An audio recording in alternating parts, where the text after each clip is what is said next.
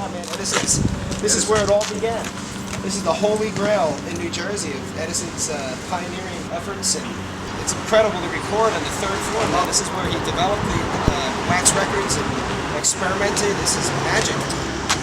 Magic. Let's do it.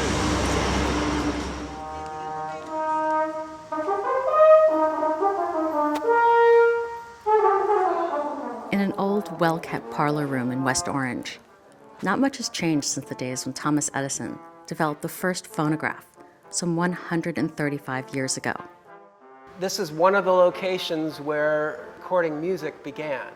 This was the place where, this was Edison's studio in the early years, 1888, 1889, when they were first really seriously exploring the potential of recorded music.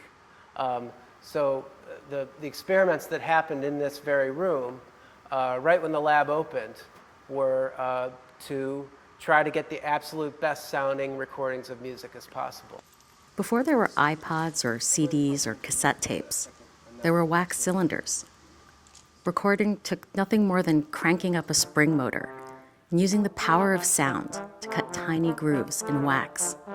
Looking at a 100-year-old phonograph, it just strips away all the complications that have been added to what is audio recording in the last 100 years, down to just the simplest essence of what's going on.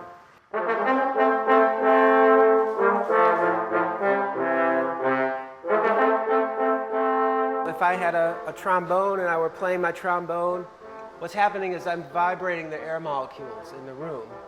And so some of those air molecules get funneled down the horn, they bounce around, and then at the end of the horn is what Edison called a diaphragm.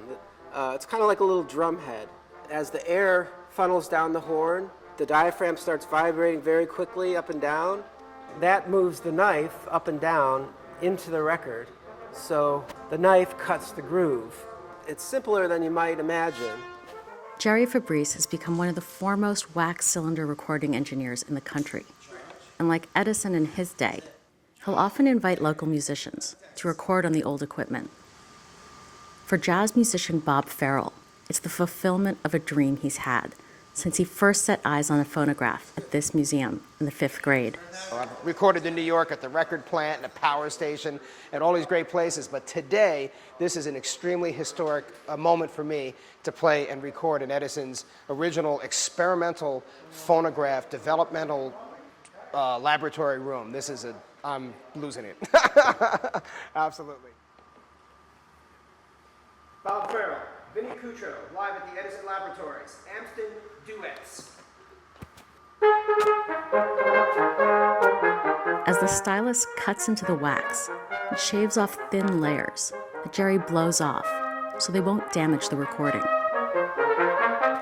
After the recording is complete, Bob and the band listen to their music in the distinct sounds of a wax recording. Great. Hoofa! Woo!